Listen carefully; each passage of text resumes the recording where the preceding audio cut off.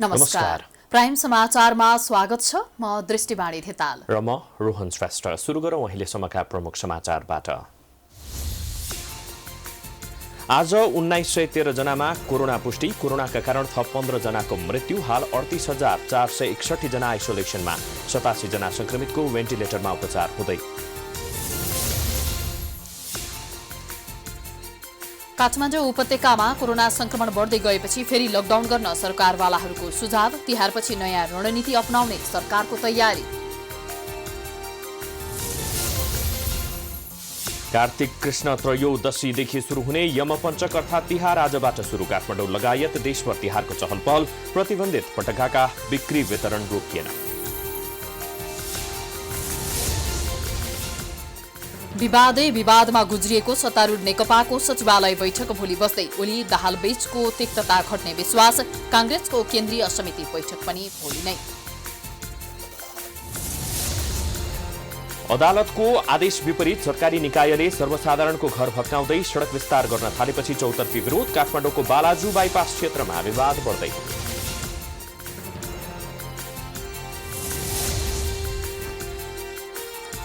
रुसले उत्पादन गरेको कोभिड-19 विरुद्धको एक खोप 92% प्रभावकारी भएको दावी। 16,000 मानिसमा गरिएको परीक्षण सफल भएको निष्कर्ष।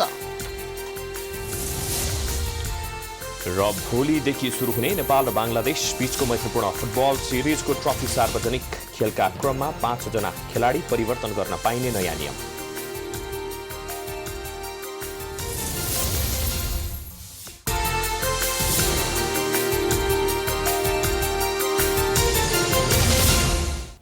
अब समाचार विस्तारमा। नेपालमा बिहिबार थप 1913 जनामा कोरोना भाइरस संक्रमण पुष्टि भएको छ। त्यस्तै कोरोनाका कारण थप 15 जनाको मृत्यु भएको छ।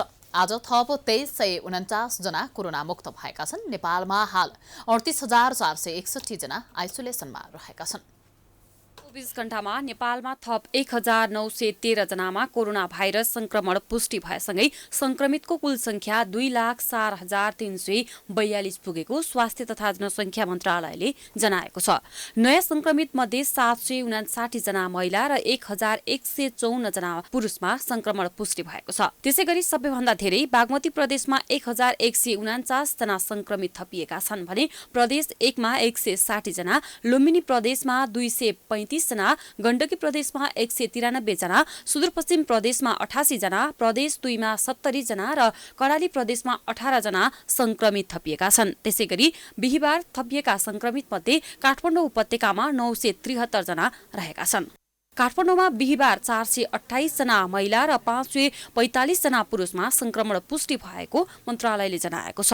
2,04,352 पुगेको छ। यो सहित नेपालमा कुल संक्रमितको संख्या 2,04,342 पुगेको छ। नेपालमा सबैभन्दा धेरै 21 वर्षदेखि 30 वर्ष समूहका व्यक्तिमा संक्रमण पुष्टि भएको छ। त्यसैगरी 31 देखि 40 वर्ष उमेरका नागरिक बढी संक्रमित भएका छन्। सबैभन्दा कम संक्रमित 80 वर्षदेखि धेरै उमेर समूहका रहेका छन्। हालसम्म संक्रमण पुष्टि भएका मध्ये 68,711 जना महिला र 1,35,531 जना पुरुषमा संक्रमण देखिएको तथ्याङ्कमा उल्लेख गरिएको छ। कोरोनाका कारण थप 15 जनाको मृत्यु भएको छ भने हालसम्म 1,189 जनाले कोरोनाका कारण ज्यान गुमाएका छन्।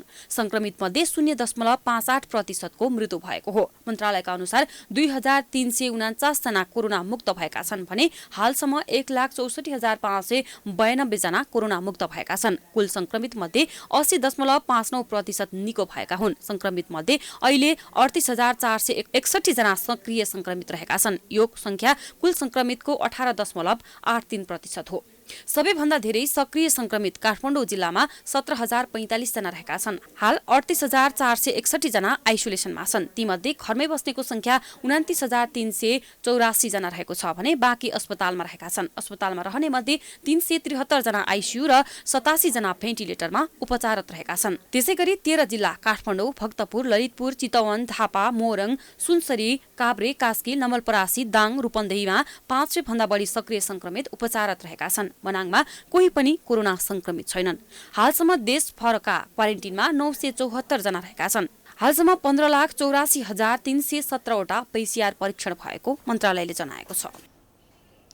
काठमाडौँ उपत्यकामा कोरोना संक्रमण बढ्दै गएको भन्दै संक्रमण कम गर्नको लागि काठमाडौँ उपत्यकामा 15 दिन कडा लकडाउन गर्ने तयारी गरिएको छ। कोभिड-19 संकट व्यवस्थापन केन्द्र CCMC को निर्देशन समितिले उपत्यकामा पुनः एकपटक कडा लकडाउन गर्नुपर्ने सुझाव दिएको हो। महामारीका कारण देशैभर गत चैत 11 गतेबाट लकडाउन घोषणा गरियो। उक्त लकडाउन 4 महिनापछि साउन 7 गतेबाट हटाइएको थियो। लकडाउन सुरु गर्दा देशैभर संक्रमण 2 जनामा संक्रमण देखिएको थियो भने लकडाउन हटाउने निर्णय गरिसक्दा प्रतिदिन औसत 400 कोरोना संक्रमित भेटिएको अवस्था थियो। अहिले दैनिक 1000 देखि 2500 भन्दा बढी संक्रमित भेटिने गरेका छन्। लकडाउन हटाएर जनजीवन सामान्यीकरणतर्फ लैजानुपर्ने माग पनि आम जनताको स्तरबाट उठिरहेको थियो। खोप नबन्नु जेलसम्म कोरोनासँग लडेरै रहनुपर्ने हुनाले व्यक्तिगत तहबाट जनस्वास्थ्यको सबै मापदण्ड अपनाउनु पर्ने, मास्क सेनिटाइजरको प्रयोग गरिरहनु पर्ने, सामाजिक र भौतिक दूरी कायम गर्नुपर्ने जस्ता विषयहरूमा सरकार, चिकित्सक, जनस्वास्थ्य विज्ञहरूले निरन्तर दिइरहेको सुझावहरू हुन्। तर पनि पछिल्लो केही दिनमा काठमाडौँ उपत्यकामा संक्रमणको संख्या उकालो लाग्दो अवस्थामा छ भने संक्रमणका कारण हुने मृत्युको आंकडा पनि बढिरहेको छ। पहिलेको तुलनामा अहिले जनजीवन बिस्तारै सामान्यतर्फ बन्दै गएको अवस्थामा पुनः लकडाउन गर्न उचित नभएको भन्दै सर्वसाधारणले विरोध गरेका छन्। लकडाउन गर्नु भनेको चाहिँ जनता के अरे अब नागरिकहरू चाहिँ मेन्टली रूपमा चाहिँ एकदमै प्रेसरमा छ। अब पसलहरू खोल्न पाउँदैन, काममा जान पाउँदैन, अफिसहरू सबै बन्द भइसकेपछि अब एकदमै झन् डिप्रेसनमा गएर झन् सुसाइड गर्ने केसहरू जुन बढिरहेको छ त्यो चाहिँ झन् धेरै चाहिँ निम्त्याउँछ होला होइन। त्यो भएर चाहिँ अलिकति बरु सहजताको साथ अब कतिपय देशहरूमा लकडाउन नगरिकन नागरिकहरूले चाहिँ अब कोरोनालाई जितिसकेको अवस्था छ र हामीले हेर्दाखेरि चाहिँ अब जनतालाई थप यातना जस्तो भयो नि त त्यो भएर चाहिँ अब अहिले चाहिँ लकडाउन नगर्ने तर जुन अब सुरक्षित अपनाउनु पर्ने कुराहरूमा चाहिँ अलिकति निगरानी गर्ने। कोभिड-19 संकट व्यवस्थापन केन्द्र CCMC को निर्देशन समितिले उपत्यका मेयरहरूसँग महामारीको अवस्था, रोकथाम र नियन्त्रणबारे भएको छलफलमा छठ पर्वपछि 15 दिनका लागि कडा लकडाउन गर्न सुझाव दिएका छन्। संक्रमण बढ़िरहेको अवस्थामा कोरोना न्यूनीकरण गर्नको निम्ति एकपटक कडा लकडाउन गर्नुको विकल्प नभएको मेयरहरूले बताएका हुन्। नियन्त्रण गर्नको लागि एकीकृत रूपमा पहल गर्ने हुने चाहिँ निर्णय भएको छ।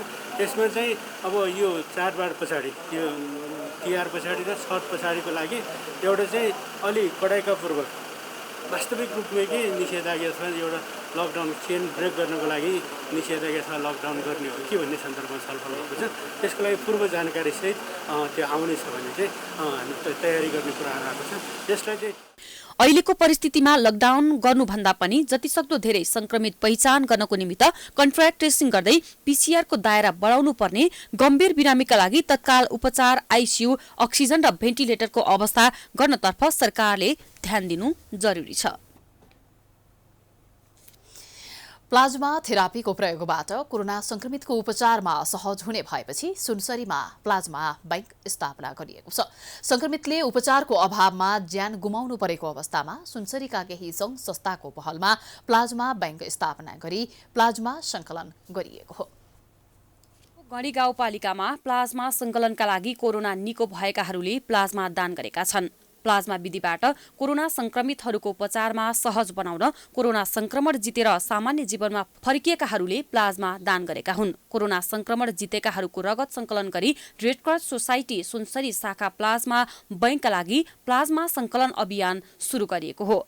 संक्रमणबाट सामान्य जीवनमा फर्किएकाहरूले प्लाज्मा दान गर्न पाउँदा खुसी व्यक्त गरेका छन्।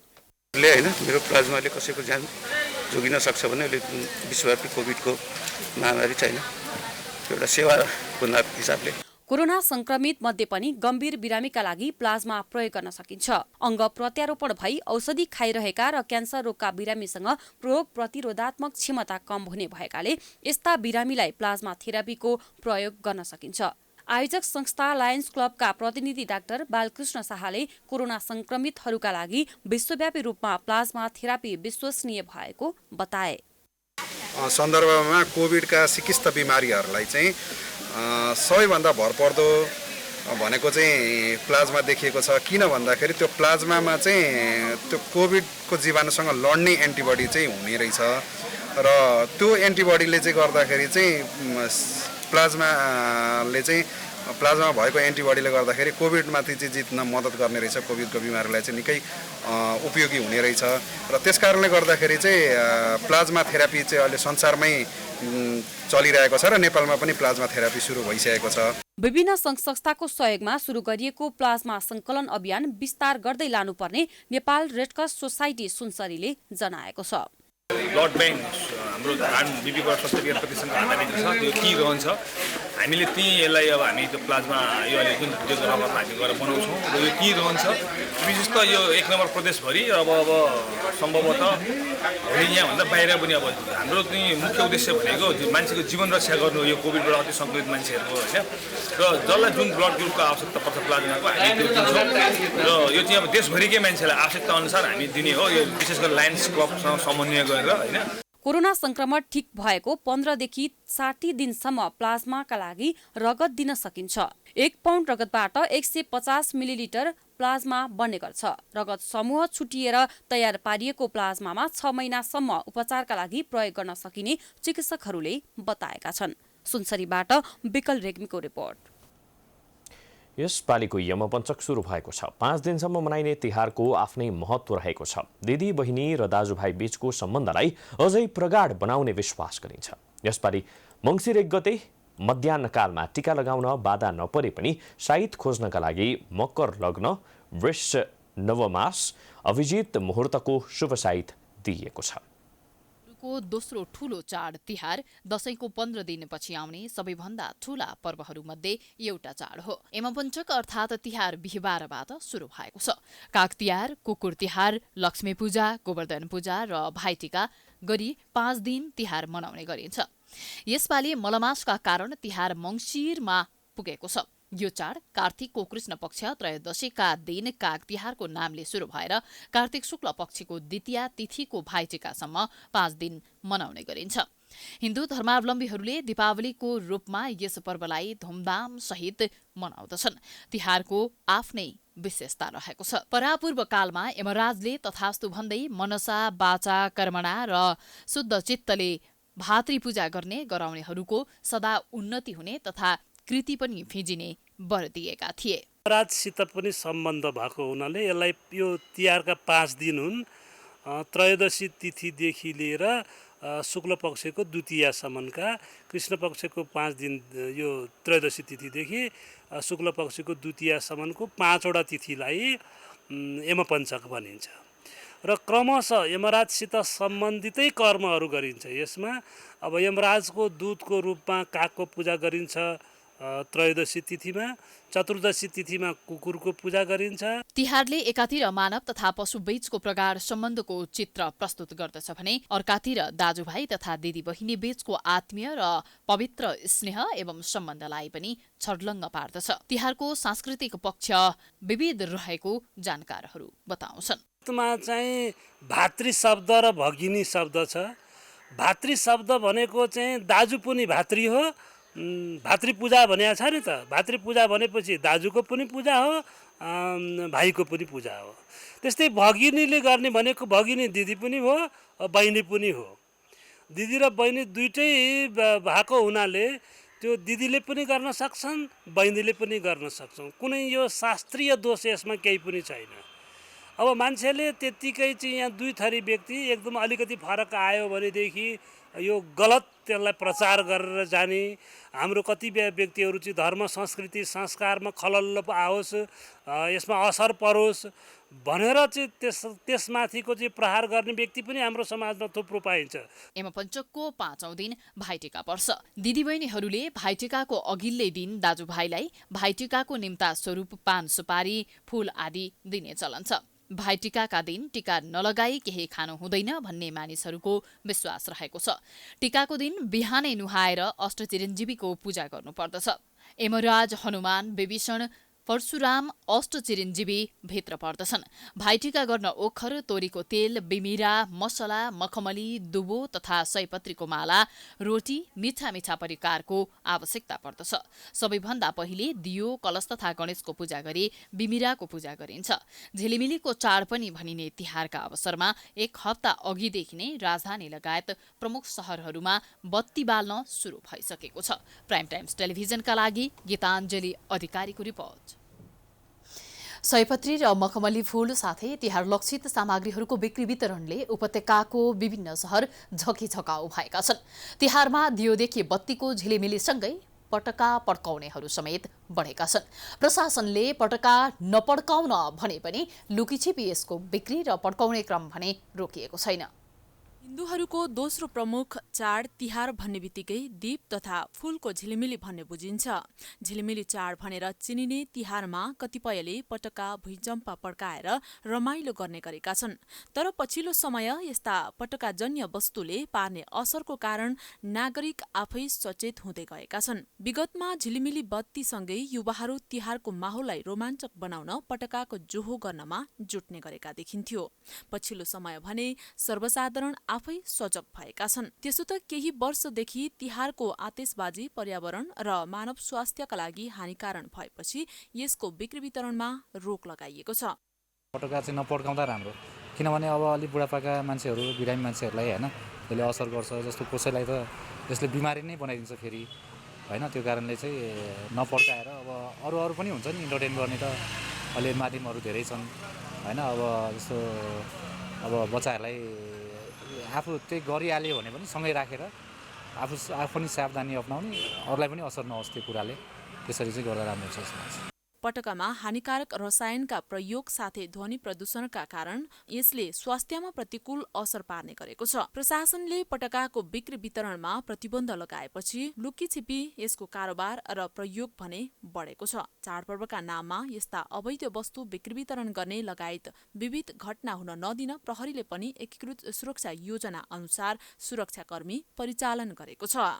विगत वर्षहरूमा पनि सुरक्षाकर्मीको सक्रियतामा यसलाई चाहिँ नियन्त्रण गर्ने काम भएको छ र यदि यो कुरोलाई चाहिँ लुकीचोरी कसैले गर्न थाल्यो भने यसबाट असर पर्छ होइन। यो चाहिँ यो विस्फोटक जन्य कुराहरू यिनीहरू यो पड्क्यो भने मान्छेहरूलाई आतंकित हुने, कतिपय चाहिँ मुटुको रोगी बिमारी हुन्छन्, अन्य चाहिँ विभिन्न रोगले चाहिँ एकदमै ग्रस्त भएको चाहिँ नागरिकहरू हुनुहुन्छ, उहाँहरूलाई चाहिँ यो आवाजले चाहिँ असर गर्ने हुन्छ होइन। यो त्यस कारणले चाहिँ विस्फोटजन्य खालका चाहिँ यो पटकाहरूलाई चाहिँ सुरक्षाकर्मीले पनि निषेध गरेको छ। ट्राफिक प्रहरी साथै सिभिल प्रहरी र अपराध अनुसन्धान शाखाबाट पनि यसको नियन्त्रण र कारबाही गर्ने काम भइरहेको छ। यस्ता कार्य भए तत्काल कारबाहीको दायरामा ल्याउने चेतावनी प्रहरीले दिएको छ। समाचारको सिलसिला जारी छ। हामी विश्राम पछि आउँछौं।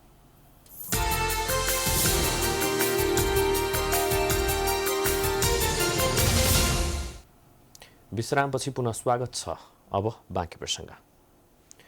सत्तारूढ नेपाल कम्युनिस्ट पार्टी नेकपाको सचिवालय बैठक भोलि शुक्रबार बस्ने भएको छ। पार्टीका दुवै अध्यक्षसँगको परामर्शमा महासचिव विष्णु पौडेलले शुक्रबार अपराह्न 4 बजेका लागि सचिवालय बैठक बोलाएको हो। यसअघि पार्टीको प्रचण्ड नेपाल समूहका बहुमत सचिवालय सदस्यहरूले बैठक माग गर्दै प्रधानमन्त्री समेत रहेका अध्यक्ष केपी शर्मा ओलीलाई लिखित पत्र बुझाएका थिए। प्रचण्ड नेपाल समूहले आज बिहिबार बैठक राख्नका लागि सहमति दिन ओलीलाई आग्रह गरेका थिए। तर महासचिव पौडेलले दुवै अध्यक्षसँगको परामर्शका आधारमा एक दिन ढिलो शुक्रबारका लागि बैठक राखेका हुन्। लामो विवादपछि नेकपाका अध्यक्ष एवं प्रधानमन्त्री केपी शर्मा ओली अन्ततः सचिवालयको बैठक बोलाउन सहमत भएका हुन्। प्रधानमन्त्री ओली बैठक बोलाउन सहमत भएपछि महासचिव विष्णु पौडेलले सचिवालयका सदस्यहरूलाई यसबारे जानकारी गराएका हुन्। त्यस लगत्तै अर्का अध्यक्ष पुष्पकमल दाहालले पनि ओली विरुद्धको आफ्नो समूहलाई बैठकबारे जानकारी गराइसकेका छन्। यसैबीच प्रमुख प्रतिपक्ष दल नेपाली कांग्रेस केन्द्रीय कार्य समितिको बैठक पनि भोलि बस्दैछ। कांग्रेस केन्द्रीय कार्यालय सानेपामा दिउँसो 1 बजे बस्ने बैठकमा पार्टीको आगामी 14औं महाधिवेशन र समसामयिक राजनीतिक विषयमा छलफल हुनेछ। सभापति शेरबहादुर देउवा र वरिष्ठ नेता रामचन्द्र पौडेल बीच बैठकको एजेन्डामा सहमति हुन नसक्दा पटक बैठक स्थगित हुँदै आएको थियो। यसअघि बैठक 27 गते बिहिबार दिनको 1 बजे आह्वान गरिएको थियो। त्यसअघि कार्तिक 24 गते 21 गते बैठक आह्वान गरिएको थियो। कांग्रेसले पार्टीको 14औं महाधिवेशन आगामी फागुन 7 देखि 10 गतेसम्म निर्धारण गरेर सोही अनुसार महाधिवेशन कार्यतालिका सार्वजनिक गरे पनि कोरोना भाइरस संक्रमणका कारण महाधिवेशन तालिका अन्तर्गतका केही काम प्रभावित भइसकेको बताएको छ। शक्तिको आडमा जबरजस्ती घर भत्काएको भन्दै बालाजु बाइपास सडक विस्तारको विरोधले उग्र रूप लिएको छ। सरकारले गैरकानूनी रूपमा आफ्नो आवास क्षेत्रमा डोजर लगाएको स्थानीयको आरोप छ। सर्वोच्च अदालतको आदेश विपरीत भौतिक सम्पत्तिमा डोजर लगाइएको भन्दै विरोध भएको हो।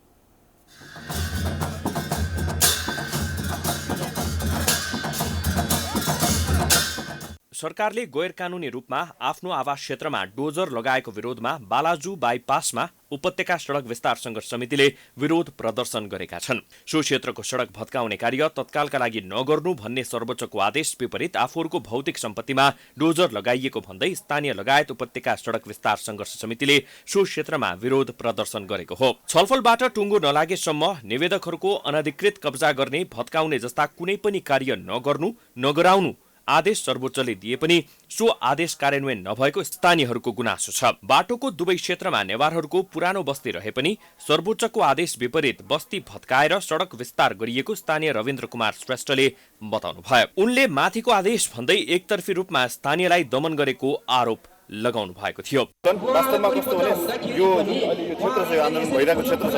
यहाँ दुईतिर नै बस्ती थियो, नेवारहरूको पुरानो बस्ती थियो। यो बस्तीलाई चाहिँ कस्तो भने उपत्यका विकास प्राधिकरणले केन्द्रबाट 7-7 मिटर चाहिँ जुन मापदण्ड भनियो त्यो केन्द्रबाट 7-7 मिटर नगरेर एकपट्टि चाहिँ माथिको आदेश भने एकपट्टि भत्काइएको छ। अनि यहाँ चाहिँ कस्तो भने पीडितहरूले स्टे अर्डर सर्वोच्च अदालतबाट बकाइदा स्टे अर्डर लिएर आएको छ।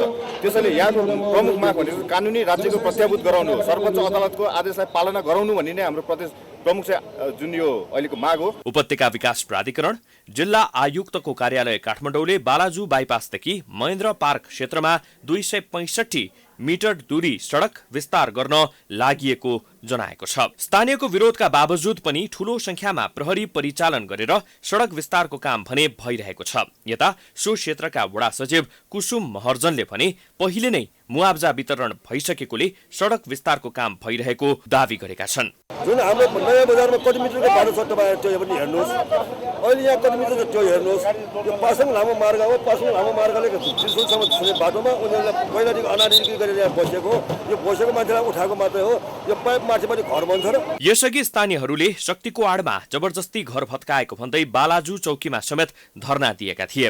बालाजु बाइपास क्षेत्रमा सडक विस्तारका क्रममा श्रेष्ठ जस्तै 38 परिवार घरविहीन भएका छन्। पहिलो चरणमा 18 र दोस्रो चरणमा 20 घर भत्काइएको थियो। काठमाडौँ उपत्यकाका नगरपालिका र नगरउन्मुख गाविसहरूमा गरिने निर्माण सम्बन्धी मापदण्ड 2064 अनुसार बालाजु चक्रपथ क्रसिङदेखि बालाजु बजार हुँदै नगरपालिका सीमासम्मको सडक प्रशाखा सडक हो। मापदण्ड अनुसार प्रशाखा सडकको 14 मिटर भित्र निर्माण कार्य गर्न पाइँदैन। संघीय संसदको संसदीय सुनवाई समितिले अमेरिका, बेलायत र दक्षिण अफ्रिकाका लागि प्रस्तावित राजदूतहरूको नाम अनुमोदन गरेको छ। सिंहदरबारमा बिहिबार बसेको संसदीय सुनवाई समितिको बैठकले अमेरिकाका लागि प्रस्तावित राजदूत डाक्टर युवराज खतिवडा, बेलायतका लागि प्रस्तावित राजदूत लोकदर्शन रेग्मी र दक्षिण अफ्रिकाका लागि प्रस्तावित राजदूत निर्मल कुमार विश्वकर्माको नाम सुनवाईपछि अनुमोदन गरेको हो। समितिको बैठकले राजदूतमा सिफारिस खतिवडा, रेग्मी र बेकलाई सर्वसम्मत रूपमा अनुमोदन गरेको हो। व्यक्तिहरूको योग्यता, क्षमता, अनुभवको आधारमा उक्त पदको लागि योग्य देख्नु भएको हुँदा संघीय संसदको संयुक्त बैठक र संयुक्त समिति कार्य सञ्चालन नियमावली 2075 को नियम 26 को उपनियम 5 बमोजिम डाक्टर युवराज खतिवडा, श्री लोकदर्शन रेग्मी तथा डाक्टर निर्मल कुमार विश्वकर्मा को नाम सर्वसम्मतिले अनुमोदन गर्ने निर्णय गरियो। संसदीय सुनवाईका क्रममा प्रस्तावित राजदूतहरूले आफ्नो योग्यता, क्षमता र कार्ययोजनाबारे समितिलाई जानकारी दिएका थिए। प्रस्तावित राजदूतहरूले आफू विरुद्ध समितिमा परेको उजुरीका आधारमा सांसदहरूले उठाएका प्रश्नको जवाफ पनि दिएका थिए। कारणले उठेका विषयहरूमा यो बुझाउने काम चाहिँ मेरो हुन्छ।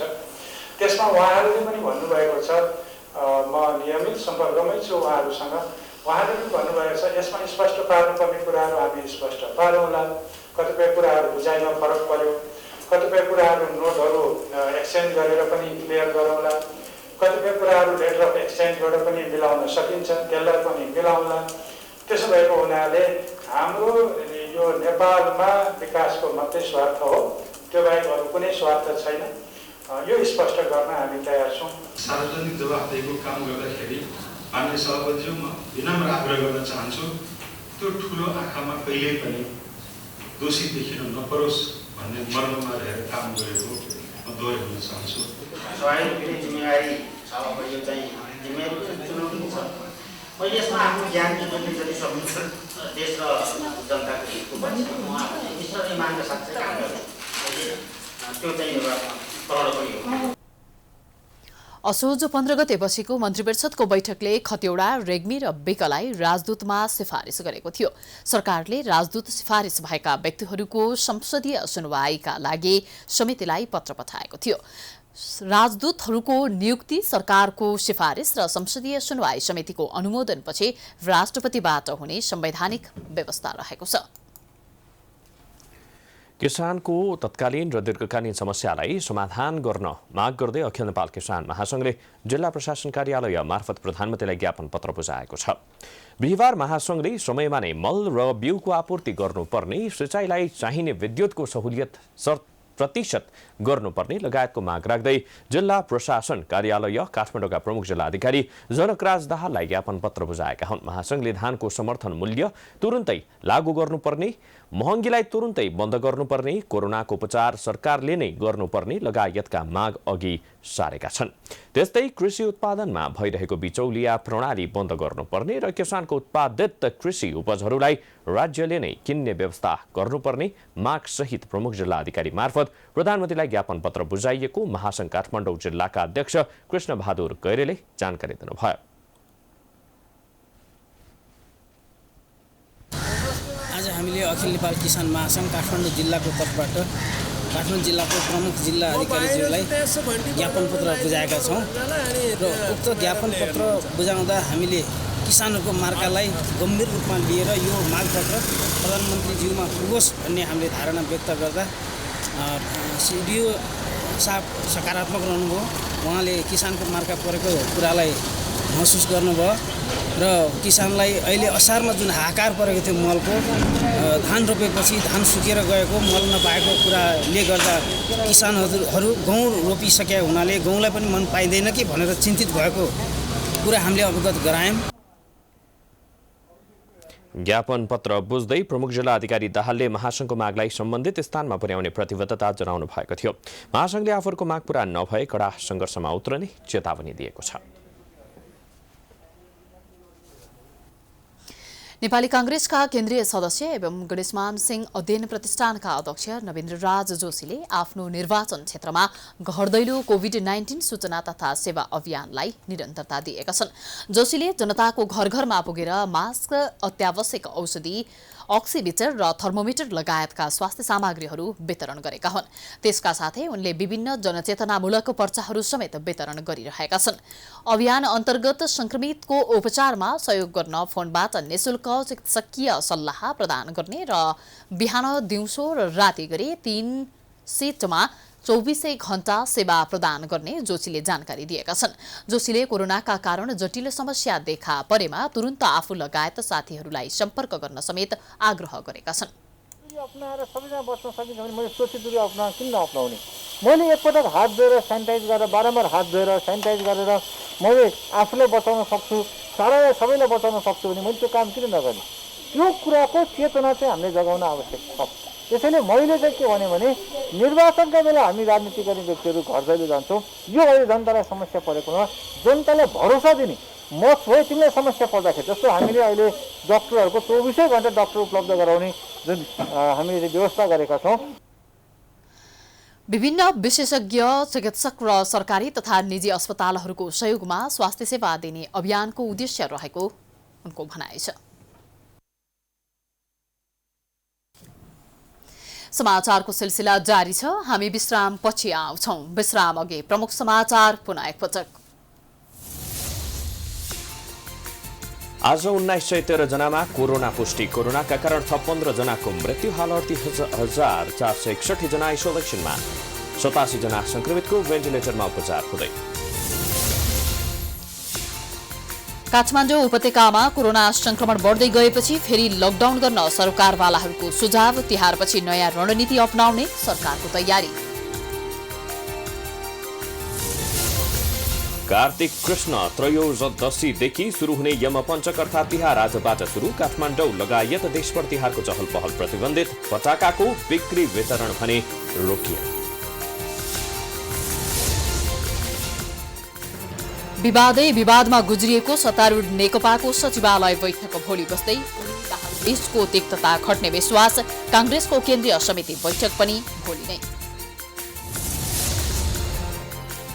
अदालतको आदेश विपरीत सरकारी निकायले सर्वसाधारणको घर भत्काउँदै सडक विस्तार गर्न थालेपछि चौतर्फी विरोध। काठमाडौँको बालाजु बाइपास क्षेत्रमा विवाद बढ्दै।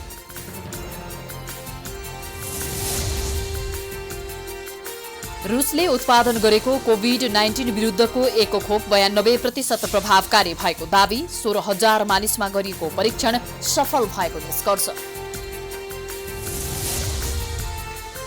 र भोलिदेखि सुरु हुने नेपाल र बांग्लादेश बीचको मैत्रीपूर्ण फुटबल सिरिजको ट्रफी सार्वजनिक खेलका क्रममा 5 जना खेलाडी परिवर्तन गर्न पाइने नयाँ नियम।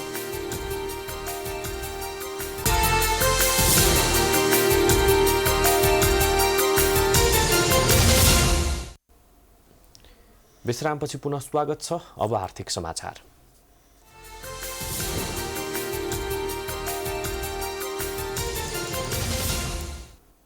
यस पटकको तिहारमा ब्याङ्कहरूले सेवा नदिने भएका छन्। कोरोना संक्रमणको अवस्था भयावह बन्दै गएपछि तिहारको महत्त्वपूर्ण 3 दिन ब्याङ्क बन्द हुने भएको हो।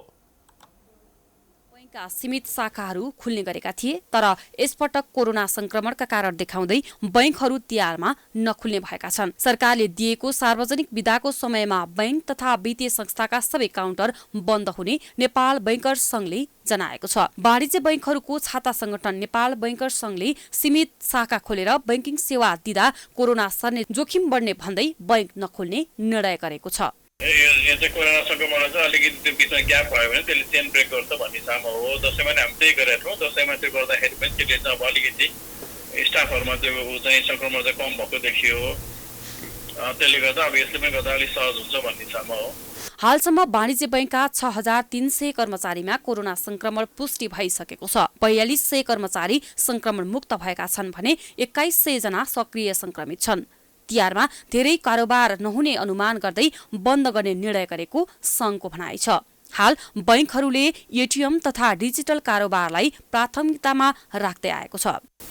अब पछिल्लो तथ्याङ्क अनुसार चाहिँ 6,300 जनालाई चाहिँ संक्रमण भइसक्यो अहिलेसम्म होइन।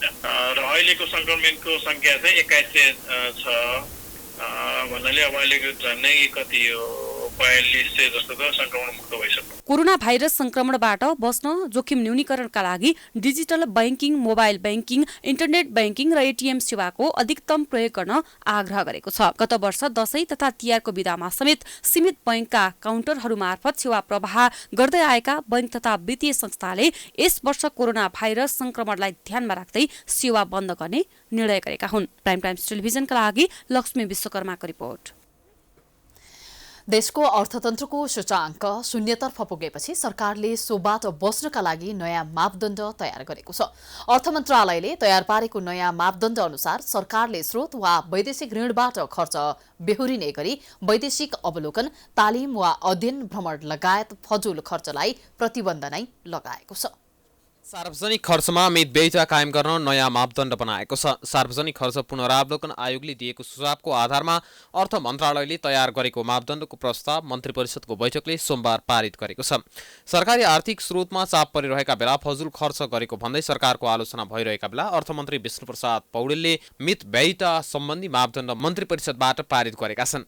सरकारी खर्च प्रणालीलाई सुधार गर्न सरकारले अर्थशास्त्री डिलिराज खनालको संयोजकत्वमा सार्वजनिक खर्च पुनरावलोकन आयोग गठन गरेको थियो। थियो।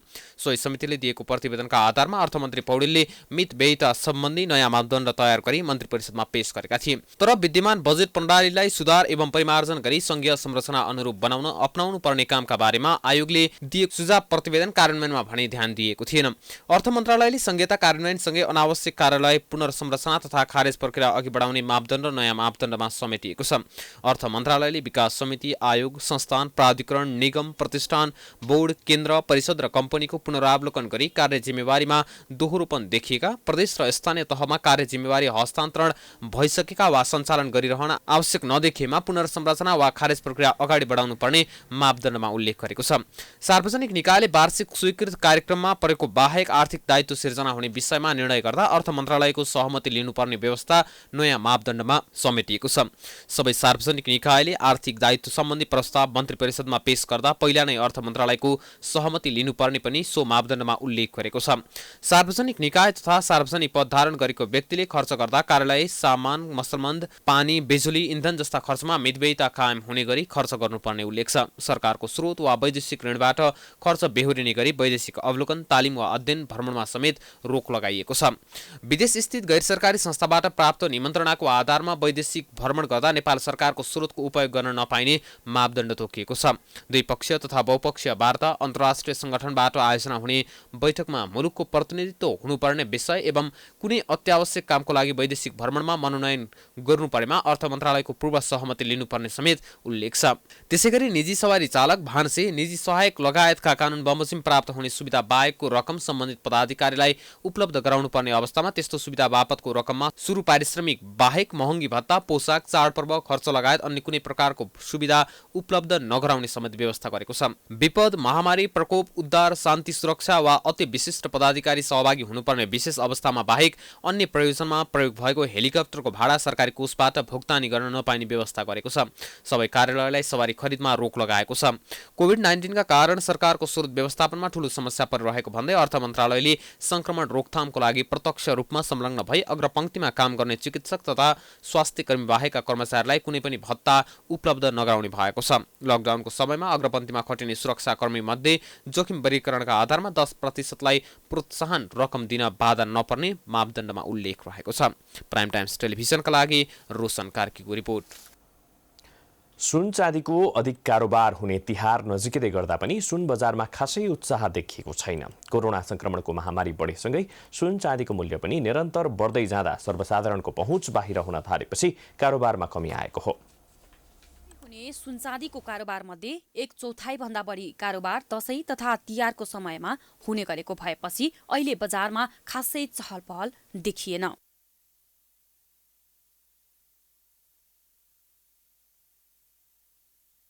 गत वर्षमा नेपालीको दोस्रो महत्वपूर्ण चाड तिहारमा चाँदीको अत्याधिक कारोबार हुने गर्थ्यो। तिहारमा कपडा भन्दा घरमा सजाउने सामान तथा खास गरी चाँदीका सामान खरिद गर्ने प्रचलन रहेको छ।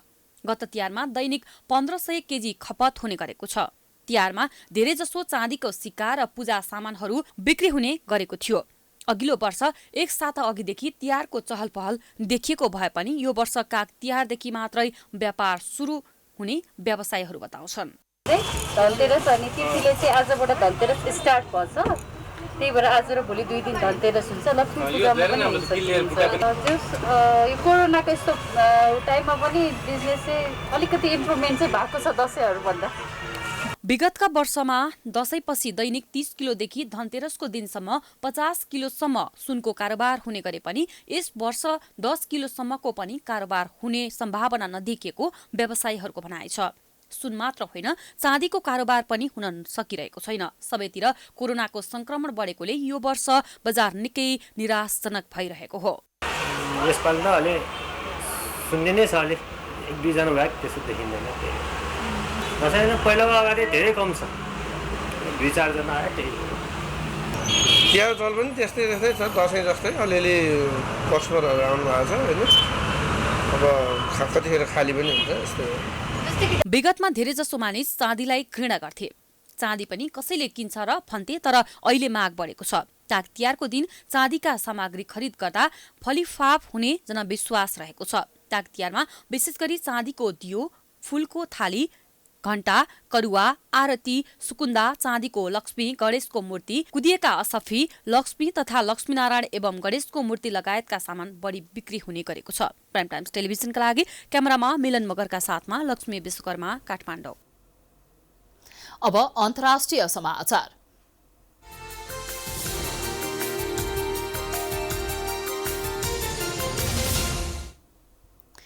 रुसले उत्पादन गरेको कोभिड-19 विरुद्धको खोप स्पुतनिक 5 खोप 92% प्रभावकारी भएको दावी गरिएको छ। रुसको सार्वभौम वेल्थ फन्डले बुधबार अन्तरिम परीक्षणमा खोपको प्रभावकारिता 92% देखिएको बताएको हो। अमेरिकी कम्पनी फाइजरले आफूले उत्पादन गरेको भ्याक्सिन 90% प्रभावकारी भएको बताएको 2 दिनमै रुसले खोपबारे विवरण सार्वजनिक गरेको छ। रुसले गत अगस्तमै स्पुतनिक खोपलाई स्वीकृति दिएको थियो। संसारका अरू मुलुकमा भन्दा पहिला कोभिड-19 को खोप बनाउने लक्ष्यका साथ रुसले तेस्रो चरणको परीक्षण बिनै खोपलाई स्वीकृति दिएको थियो। बुधबार सार्वजनिक गरिएको नतिजा 16,000 मानिसमा गरिएको परीक्षणमा आधारित भएको समेत बताइएको छ। खोप विकासमा महत्वपूर्ण भूमिका खेलेको र संसारभर वितरणको जिम्मा पाएको रसियन डाइरेक्ट इन्भेस्टमेन्ट फन्डले खोपका 2 डोज लगाएका मानिसलाई कोभिड-19 को संक्रमण हुने सम्भावना 8% मात्र भएको बताएको छ। कोरोना भाइरसको कारण विश्वभर अहिलेसम्म 12,92,000 जनाको ज्यान गएको छ। हालसम्म विश्वभरका 5,25,00,000 भन्दा बढी व्यक्तिमा कोरोना संक्रमण पुष्टि भइसकेको बताइएको छ। संक्रमित मध्ये 3,68,00,000 संक्रमण मुक्त भएका छन्। उपचाररत 1,45,00,000 मध्ये 95,000 को अवस्था भने गम्भीर रहेको छ।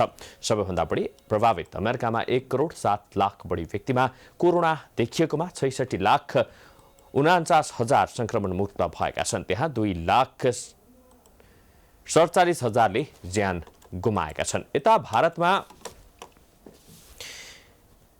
86,85,000मा संक्रमण देखिँदा 1,28,000 भन्दा बढीले ज्यान गुमाएका छन्। अब खेलकुद समाचार।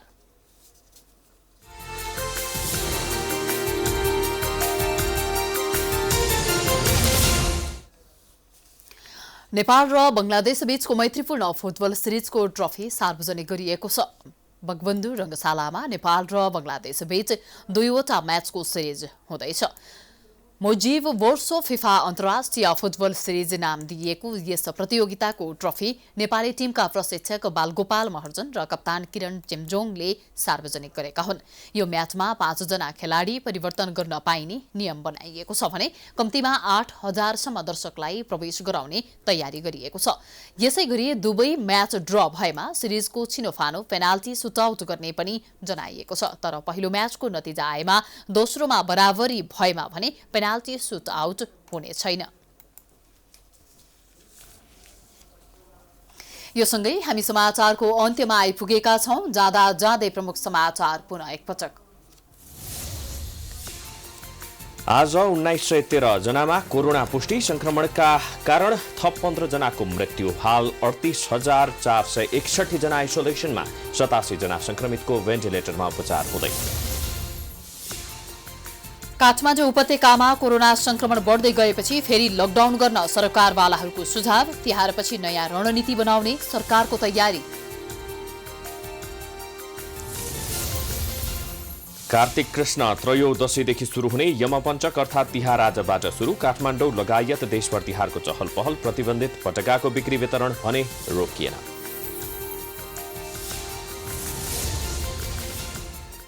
विवादै विवादमा गुज्रिएको सत्तारूढ नेकपाको सचिवालय बैठक भोलि बस्दै। ओली दाहालबीचको तिक्तता घट्ने विश्वास। कांग्रेसको केन्द्रीय समिति बैठक पनि भोलि नै। अदालतको आदेश विपरीत सरकारी निकायले सर्वसाधारणको घर भत्काउँदै सडक विस्तार गर्न थालेपछि चौतर्फी विरोध। काठमाडौँको बालाजु बाइपास क्षेत्रमा विवाद बढ्दै।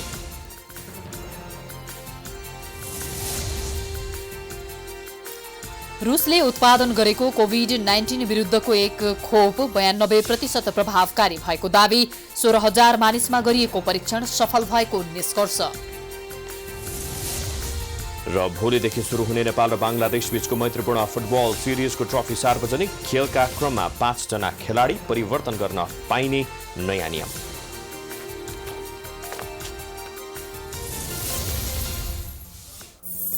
समाचार अहिलेलाई सकियो। यसपछिको प्रस्तुति जनता जान्न चाहन्छन् ऋषि धुमलाको साथमा। प्राइम टाइम्स टेलिभिजन हेर्दै गर्नुहोला। नमस्कार।